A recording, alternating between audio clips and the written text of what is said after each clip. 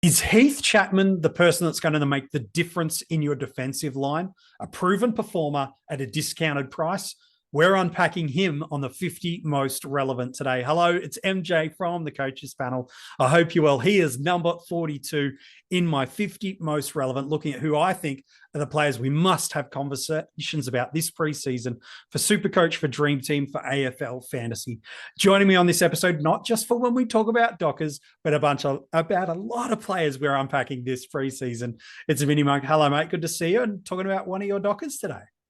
Yeah, talking about the meaning of life himself, Mr. Number 42, Heath Chapman.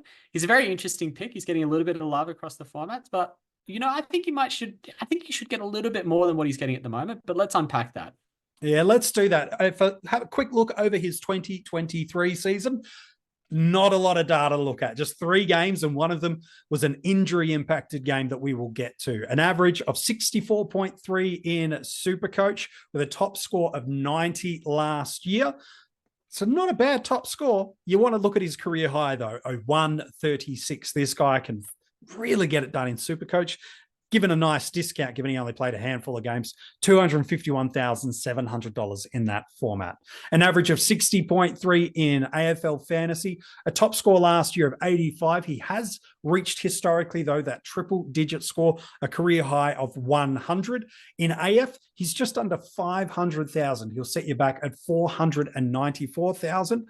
While in Dream Team, a little bit cheaper because he's priced off his average of last year, whereas AFL Fantasy priced them off really the highest of the previous 2. So he's under 400,000 in DT. So you could argue the game is least favorable in terms of value right now is AFL Fantasy, but we'll unpack that in a moment.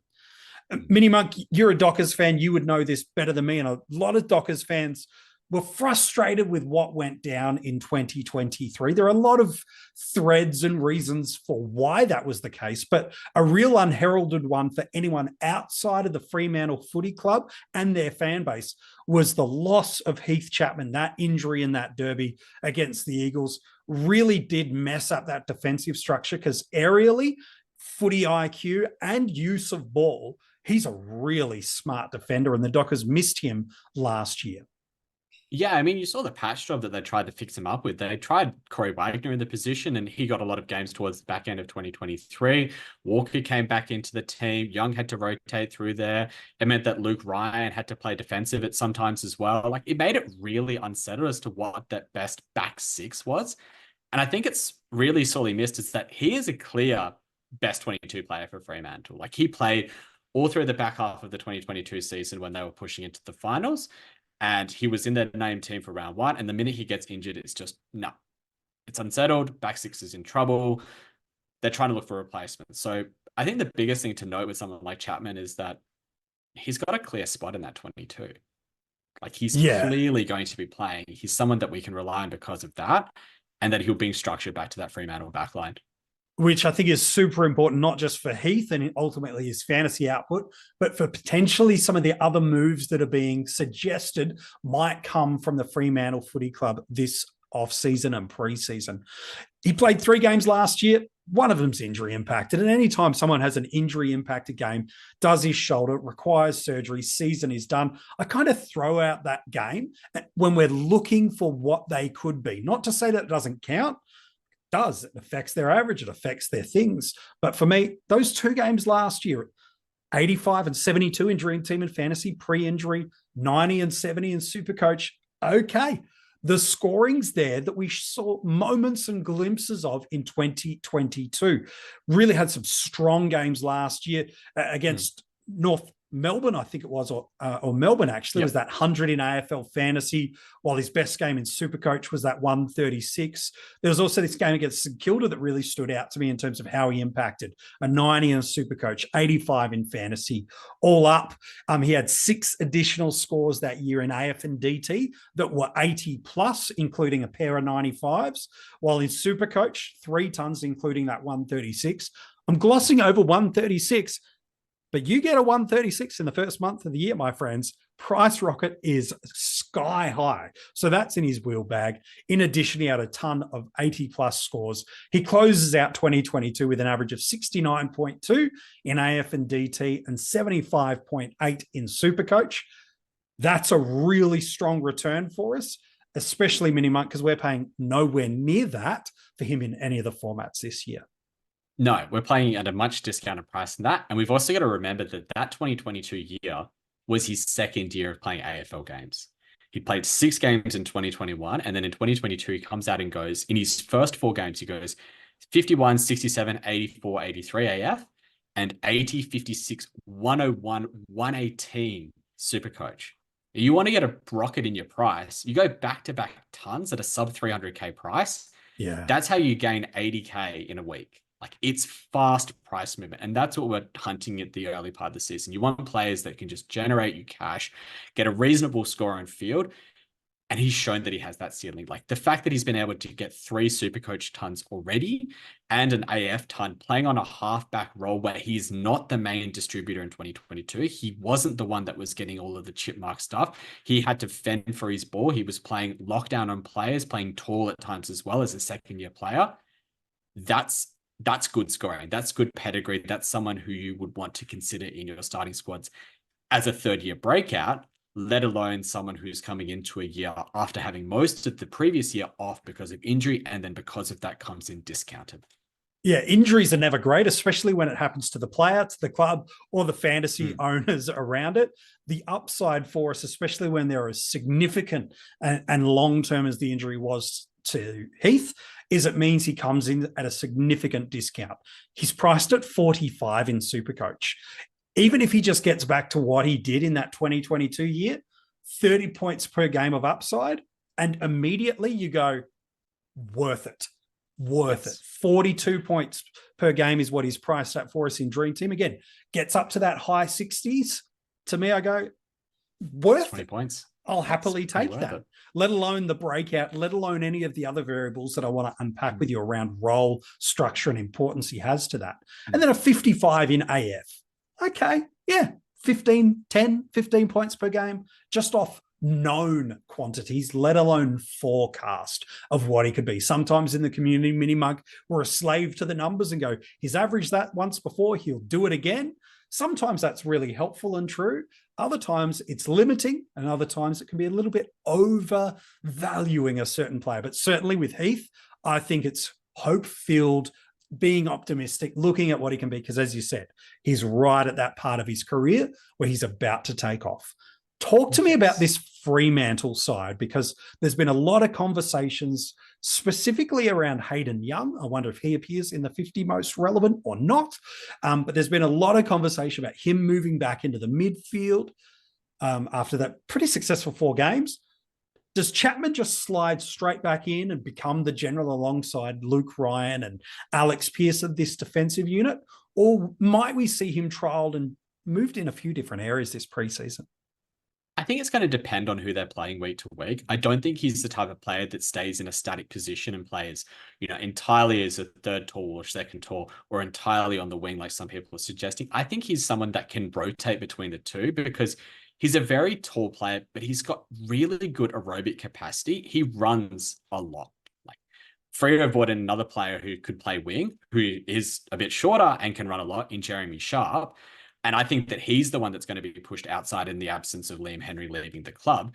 But I think that Chapman provides a lot more stability to that wing setup, in terms of you've got Aish, you've got Sharp as your main wingers, and you've got Chapman as the third one who can rotate in as needed. So in terms of how they'll line up on a team sheet, I think that Chapman takes one of the back pockets, the halfback flanks. And I think the other halfback flank goes to Jordan Clark.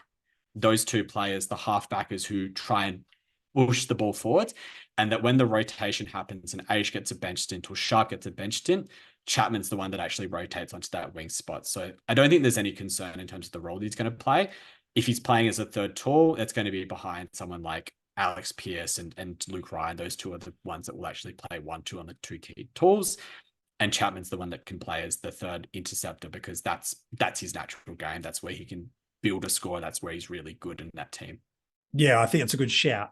Something we haven't talked about at all yet in the 50 most relevant. We haven't had a chance to get there. We spend a lot of this part of the preseason looking at players and not so much strategies. But when players get us to a strategy point, we did it just the other day with Rids talking about Tim Taranto. Now that we're here at Heath Chapman, it does present us an opportunity to talk about the multi-buy rounds, specifically round 13. Now, we might not need Chapman from that point onwards. We might save that for another day. But how important, while we're talking about Fremantle players, which does align to Chapman, how important is round 13 players, which are the Dockers and the Port Adelaide Football Club? How important could they be to helping us through that first block of multi-buys, let alone what comes in the middle portion of the year? I mean, you look at Port Adelaide and Fremantle and you just think they've got the best buy.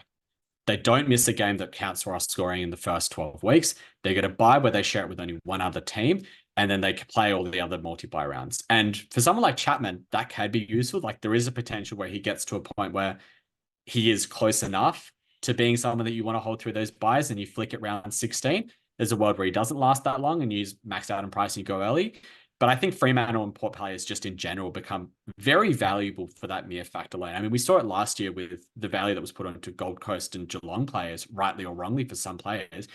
But I'll use someone like Tom Stewart as an example. He gets concussed in round 1, misses round 2, comes back, low score, price floors, and a lot of coaches were just like, I want to get onto him because not only is he a proven top 6 defender, not only is he coming in at a cheap price, but he provides us with a stable premium score for the 3 other buy rounds that we don't have premiums for. It's an absolute step up, lay down Mazaire type move. So I think that that's the type of player that you can look for as an example of when it goes really well. And that's what we're looking for from Fremantle and Port Adelaide players as we're building our teams early in this preseason.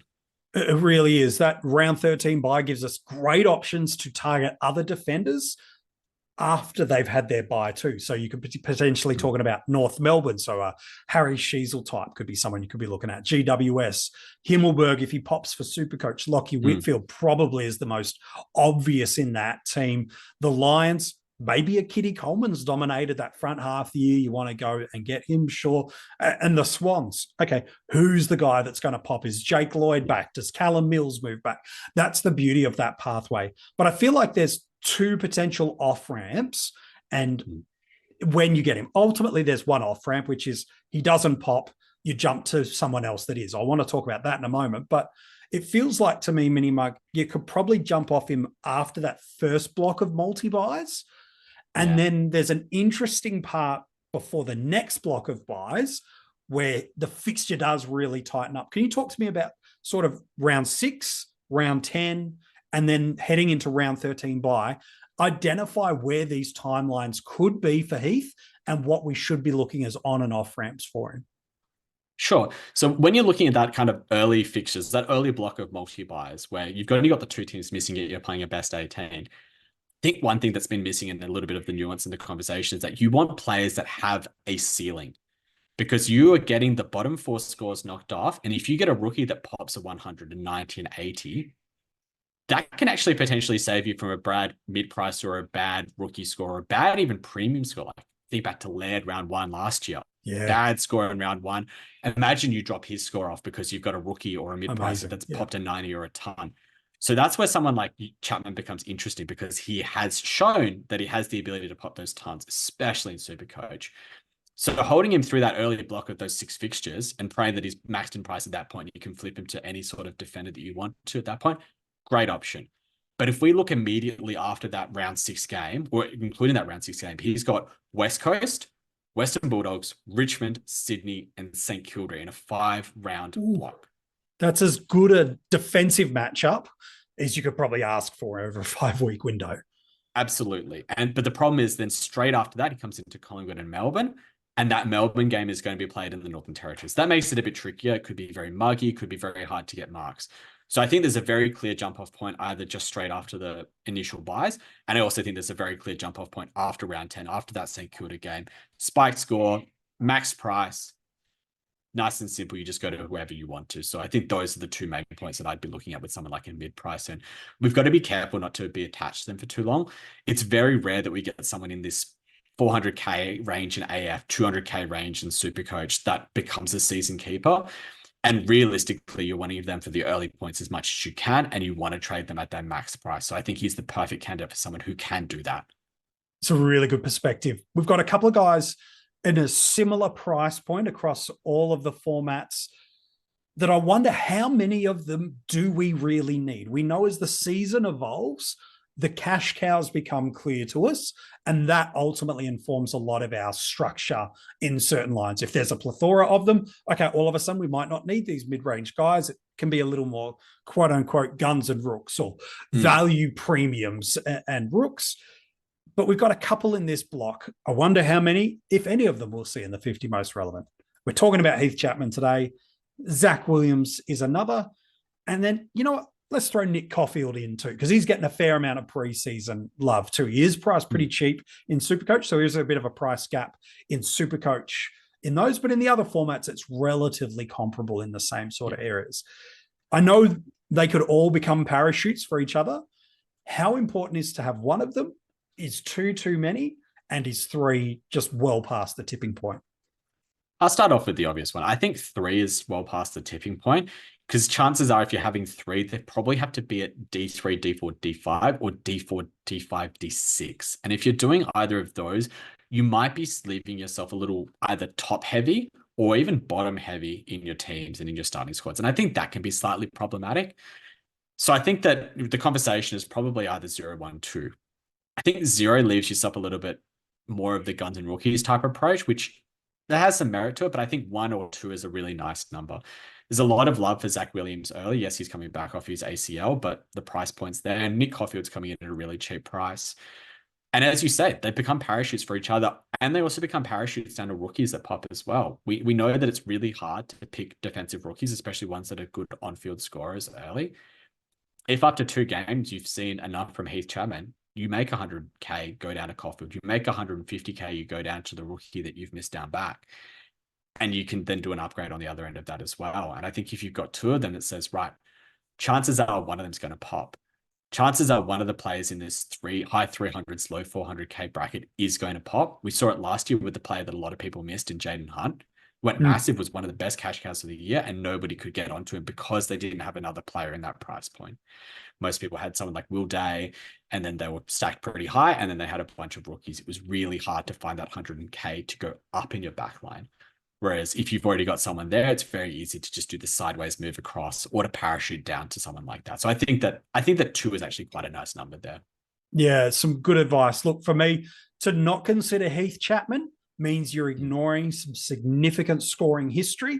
And the only pathway that for me would feel really comfortable that you're showing 0 interest in Heath in your starting squads is this overabundance of defensive cash cows where they all come out of the woodwork, where all of a sudden you go, you know what?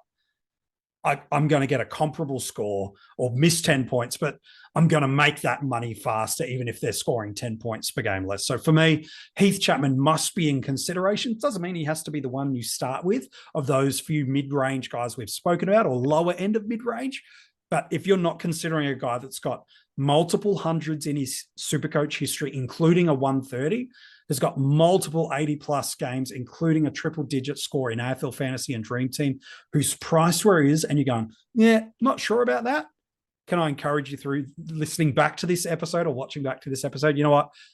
You might want to reconsider it. It doesn't mean he has to be picked, but if you're not prepared to at least consider him, I feel like you're locking yourself out of a guy that could be one of the best value return players for you in 2024. Draft day is interesting to me, MiniMonk. We know salary cap hype does impact draft, and the timing of when your draft is probably becomes another key determination. Could you give me an idea of where you think is like the ceiling that you'd have to reach for him in a defensive position? And then where is the basement that he goes? So give me a D1, 2, 3, 4, 5, whatever it is. Where's his height at? Where's the basement you can get him at? I think it's really going to depend on how much salary hype comes through. He's a little bit under the radar a bit in fantasy circles at the moment. I think that his ownership is only about 6% in AFL fantasy, and I wouldn't expect it to be much higher than that in SuperCoach and DreamTeam either. But it could definitely come as the preseason goes on. The Dockers will be likely to hype someone who's coming back from a long-term injury who's a staple to the club. I think what his ceiling could be is at a very like high D3 range. Like I think he could easily be someone that averages 80 for the season, puts him in the D3 range. I think that that's not out of the realm of possibilities. I don't think you have to go at the D3 range to be able to get him. I think a late D3, maybe early D4 feels like a really sweet landing spot for him. And so that's where I'd probably be looking to draft him. Oh, if I could get him at D4, I'd be stoked. If you're hoping to get him as your last defender on field, you're probably dreaming. I don't see how he's not taken inside the top 50 defenders. The only kind of premise that you could poke a hole in that is if the guys you play fantasy footy with aren't super switched on to the noise coming out of the preseason and draft off last year's rankings and averages. Yeah. Okay, well then maybe you might be able to jag him at D5, but I'd take it as MiniMonk has said, I'd happily take him at D4 if he's there. That feels like a massive win. Mate, it's been a privilege to talk to you yet again today, talking about one of your Dockers and a very, very relevant player for us in 2024. Yeah, very relevant one. It'll be interesting to see how many more to come in the list. Yeah, there's going to be plenty more, I'm sure, if you get your way, mate. We'll get a few more Dockers in for sure. If you want to go and check out the article that's accompanying this episode, you can. Not just for Heath, but every other player we've revealed so far in the 50 most relevant. It's available for you now at coachespanel.tv. If you're not following us on any of the social media channels, all the details of where you can find us, join in the conversation with us and the broader Coaches Panel community, you can find in the description of this episode.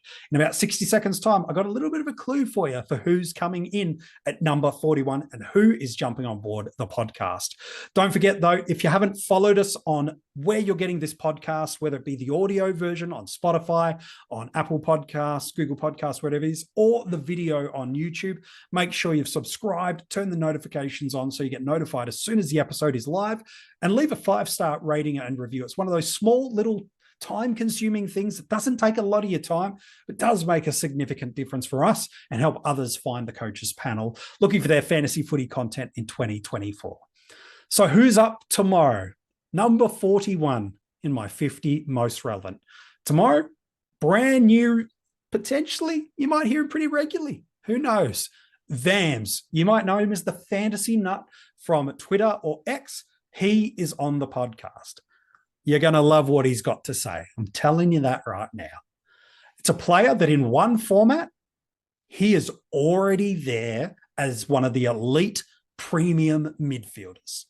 In another format, he's been banging on the door for the better part of 18 months and just needs one variable to go his way before he transcends and hits the next tier. If you were to ask me, who's one guy that's currently priced under 120 in all of the formats that's a midfielder that I feel really confident that could do it in 2024? It's this guy. Who is he? And why is he so low in the 50 most relevant? If I'm that bullish, find out tomorrow in the 50 most relevant.